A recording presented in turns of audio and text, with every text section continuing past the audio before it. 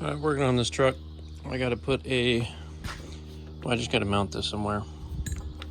I thought about mounting it right here, but then knowing that it's a flatbed, you're going to want to stick your foot up here to get up there. So I'm going to put it right here. It's going to go right up in there like that. I'm going to cut this out. I'm going to drill a hole in it first, and then I'm going to weld it in here. So I'm trying to either figure out if I want to drill a hole in it, if these are even going to cut through that steel, or if the plasma cutter, which is kind of a piece of crap. See if that works. So I found this piece of cardboard, and I found the perfect drill bit for it. So I'm going to try to cut into this steel. Now it's not very thick, so should cut through it, but it's probably going to kill this blade because I think this is for wood or semi-harder materials, but I think for steel it'd be real fine teeth, I think. But it's okay. I've had these forever, so if they get damaged, they get damaged. I almost never use them. I have 2 kits. I don't even know why. I think I lost it at one point and then bought this one. This one's the newer one. I made a little template right here, and it's just kind of cutting everywhere. It's not staying straight, even with the drill bit in the center. So I'm gonna try the plasma cutter, see how this thing works out. The tip is kind of messed up, but I mean, at least it cut through it. So I'll probably just take I don't know exactly how I'm gonna fix that, but maybe just with the plasma cutter, just kind of cutting around. See, it cuts at an angle. It doesn't cut straight down, but at least it cut through it. All right, based on my little template here, it appears that I just need to cut a little bit more off here, and the little teeth-looking parts there and there, and it should be okay. Well, this is the piece. It's not beautiful, but it'll fit right up in there. So I'm going to grind it down here and just weld that in place. And then I'm going to put the new wire, I'm going to put these wires through it, or vice versa with the wires from the connector. And then I'll wire it all up.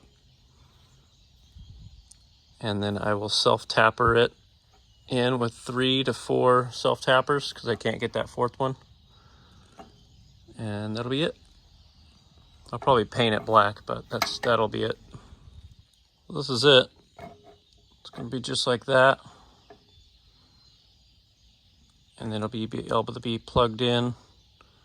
So I just have to self-tapper the 4 holes there, weld it up, and then paint it, wire it all up. That should be it. All right, it's all done. I even put a little piece of triangle in there just to make it a little bit stronger because it wasn't super thick piece of steel. But now I'm just going to cut this off here because I don't need it. And then I will let it cool off. You can tell how hot it is. It's like blue. And then I will wire it all up and paint it, and that's it. All the wiring is done. It's wrapped up, electrical taped.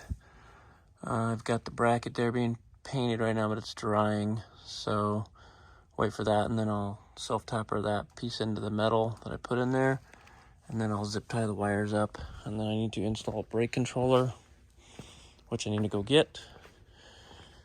And then I need to make a bracket for this just to keep it up so you don't have to worry about it flopping around or anything. So right about there. I wish I could make it come at more of an angle, but can't really do that. If I really wanted to, I wonder if I could just cut a hole into this. No, it's not. There's not enough room. So that's not going to happen. All right, so I'll just make a bracket right there. That'll be it. They want a toolbox for this area, but I can't find one that fits in here without running into that, because it sticks out a lot. Might just have to make something. All right, so for this truck, I'm working on it for somebody else. They needed a trailer plug installed, so they had this, it was just kind of dangling around. So I cut some steel out. I made this piece here. I made this triangular piece to make it strong, rewired it, and then electrical taped it and zip tied it up and out of the way. And then I cut and made this piece of steel here, which holds up the gas nozzle. And this inside, it's dark, but I installed that brake controller right there. There's some wires underneath the dash, and they were 4 wires, just like the same color coding as this controller, but none of them worked. So I watched a video and I found there's a plug underneath the dash back in there. Well, this one didn't have that plug that I needed. So I ended up cutting the plug out and redoing the wires to that, to this controller. So now it works. And then this door didn't open either. So I also watched a YouTube video. On the other side of this, there's 2 screws. 2 screws here. Pop this piece off, and this whole piece here slides up and out of the way. And there's a cable that runs. It runs from this part here. There's a latch here. It goes down, and it goes down into a little hook. Well, the piece that was part of this cable was plastic, so it broke, so that it was out of the way. So I zip tied it. That's the only way to fix it, you know, temporarily, unless you want to replace that cable, which is probably not that easy to do. And the same thing with this one. This one was still intact, but it was broken, but it wasn't out of its slot, so I just zip tied it also. So this opens and closes now, like it should. Opens easier from the outside for some reason, but it does open, so that's done.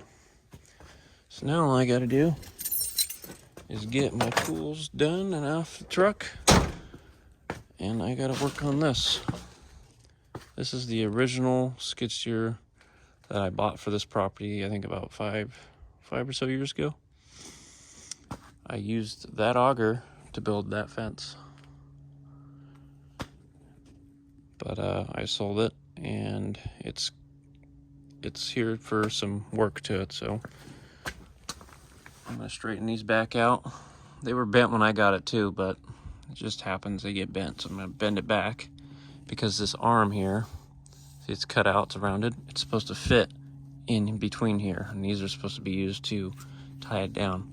But the battery's dead, so luckily this arm is up. I'm gonna unbolt the bolt there, lift this up, get to the battery, replace it, and then I'm gonna pressure wash it, because I need to see if there's any leaks anywhere. And if there are, I'll try to fix them, and then just do regular maintenance to it.